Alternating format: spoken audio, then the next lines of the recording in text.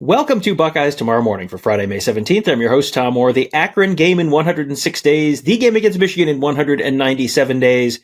We have some breaking-ish news on today's show. Blake Woodby, the top 100 cornerback, ranked number 7 at his position by 247 out of St. Francis Academy in Baltimore, has decommitted from Ohio State. That happened on late Thursday afternoon. I guess this is probably not a total shock. We're going to get into that, though, with our buddy Tony Gerdeman of BuckeyeHuddle.com. Tony, let's be real clear on this. Blake would be a very good player, not a player Ohio State wanted to lose by any means. But this was also not, when you heard, hey, there was a decommitment coming, this would have been pretty high on my list of possibilities, I think. Yeah, Blake Woodby being a guy who committed to Ohio State last October. And then since then, they have added a commitment from Devin Sanchez and Naeem Offord, the numbers 1 and 2 corners in the class. So, they've been talking a good game about, having everybody in the class.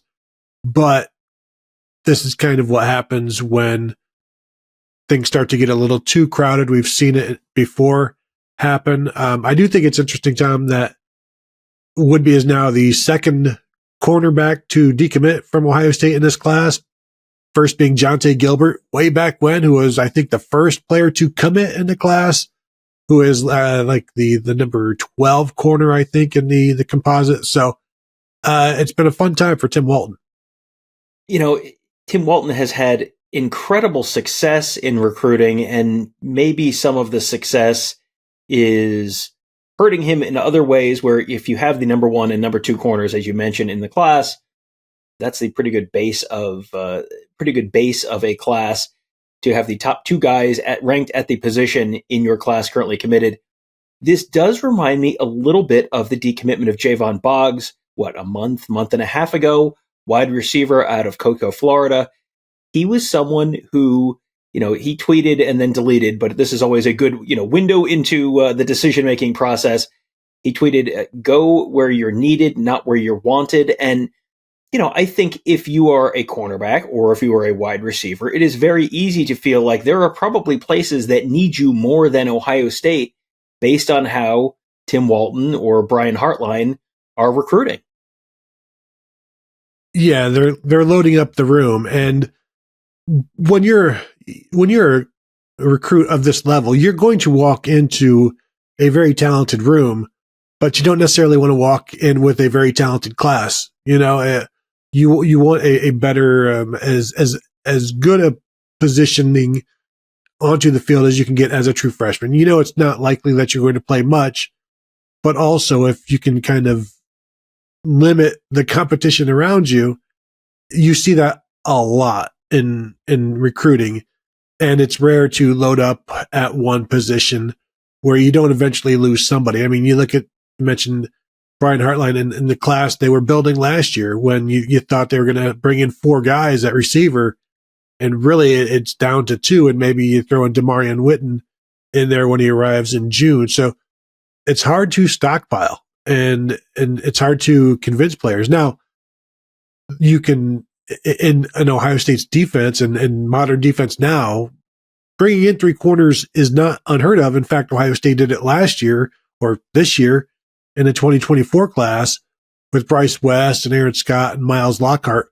But they all have their positions, with West and Scott being outside, Lockhart being a slot guy. I wonder how much, maybe Blake Woodby doesn't want to be pigeonholed like that. Maybe he doesn't want to just be, you are the slot guy. And once they get on campus, they'll figure it out. If he's better outside, he's going to be outside wherever he goes. So there's also that as well, where it's some guys you talk about, well, you're a nickel, and it's like there's a strike to the pride almost. And I'm not saying that's what is happening here. I'm just talking in generalities.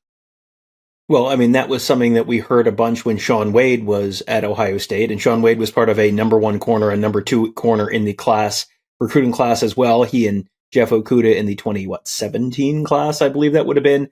So, that you have seen that before, and Shaun Wade played in the slot and then wanted to go play outside, came back for one more year to play outside, and really, I think, probably was ultimately a better fit in the slot. So we talked about them having the number one corner in the class, Devin Sanchez, currently committed. Boy, based on his, what he's doing and what he's saying, and based on what his parents are doing and what they're saying, I would put him pretty high on the list of not real concerned about a decommitment. He is the maybe the CJ Hicks Captain Buckeye of this recruiting class. Naeem offered number 2 corner in the class, number 5 overall player. Sanchez, the number 3 overall player. Naeem offered number 5 overall player. He's coming out of the South. There's going to be some drama. There are still some visits upcoming. So that one's, we'll see where that one goes. But there's also another corner out there who, Dorian Brew, he is, if you look at his recruiting profile, it says Texas. He is an Ohio kid, just moved down to Texas last year, number 22 player overall, listed as a number 4 corner. We'll see if he ends up playing corner or safety at the college level. But he's another guy who, Ohio State was still pursuing Dorian Brew when you still had Blake Woodby in the class. So that's another thing that, boy, yeah, you come in, you're a top 100 guy as Blake Woodby, but boy, if they end up with Dorian Brew, and that sounds like that is at least a realistic possibility, and maybe more of a realistic possibility now that Woodby's out of the class, boy, that is, if you get the number 1, number 2, and number 4 corners in your class, no matter where they end up playing at the college level, boy, that would be Tim Walton doing some work. Doing some work, definitely. Brew, the former Clayton Northmont guy, we saw him at OSU camp last June. Is a big, long defensive back, and the size is one of the reasons why you're like, I don't know if he's going to be a corner, just because you don't generally see corners as big as he is. And he's listed at like 6'2", 190. And that was as a, high school junior, basically. So somebody definitely to watch. And with all of these guys, you throw them out there at corner first. And if it doesn't work, maybe you move them to the slot or you move them to safety. I still always go back to like Jordan Fuller was at corner for about an hour and then was moved to safety. Christian Bryant was at corner for maybe a practice or two and moved to safety. And so, you'll try him out there because that's the premier position for these guys. If you can find a 6'2" corner, look what Davison Igbinosun was able to do last year for the Buckeyes and watch what he'll be able to do this year. But it's when you can find those unicorns, you got to see if you can put a saddle on them, Tom. Yeah, and this is a class that could end up with a lot of unicorns. Currently with 12 commits after the decommitment of Woodby, that puts them second in the 247 composite right now as a class behind Notre Dame. But Notre Dame has 20 commitments, 8 more commitments than Ohio State. Ohio State, the top team in terms of average recruiting ranking of players currently committed. 3 5-stars, 7 4-stars, a couple of 3-stars in the class. So plenty of talent there, and there's plenty more potentially on deck to come into Ohio State. We're getting ready to head into recruiting season and official visit season, camp season, all that kind of stuff. So that's all still coming. But Tony, we do have to let the good people know, Friday, there is news coming on the EA Sports college football game as well. We have a live show planned for Friday. They released some cover art. They released some details on the game on Thursday. It sounds like the official game trailer is coming out on Friday. You and I have a live reaction show planned as soon as that happens. We don't know exactly what time it's going to be, but they've typically dropped this stuff sort of late morning-ish. So probably something around then. What have you learned real quickly? What have you learned? What did you learn today on Thursday about the game that we maybe didn't know yet that they kind of released information wise? Well, I think they confirmed some of the suspicions about the Ultimate Team stuff that Madden does that I've never done because I don't play online. So confirm some of the, I guess, the microtransaction stuff, but you don't need to do that. I'm guessing you can still just do your self-contained Dynasty where we just sit in a room by ourselves and we tell people to leave us alone. We get very angry when, we need a receiver and you got this 5-star in-state kid and you're like, this guy is perfect and he doesn't even want to visit. And it's the worst thing ever. And so I'm looking forward to Friday. We'll see maybe some more information about what exactly is involved. And, we're going to be like breaking down, you see all these people screen by screen, frame by frame of these things, breaking down every little still. And it's like, this one is a picture of the transfer portal. And then you're going to be looking, it's like, what are the pitches that you can throw at them? And why are people coming after my players? All right. I've already landed them. Tom, just imagine all of the work that you put in to go get your 5-star quarterback, and you build him for 3 years. He's a Heisman finalist as a sophomore. And you're like, I am loaded for next year. His junior year, he's going to light it up. And here comes like Miami and Florida. And he's like, you know what?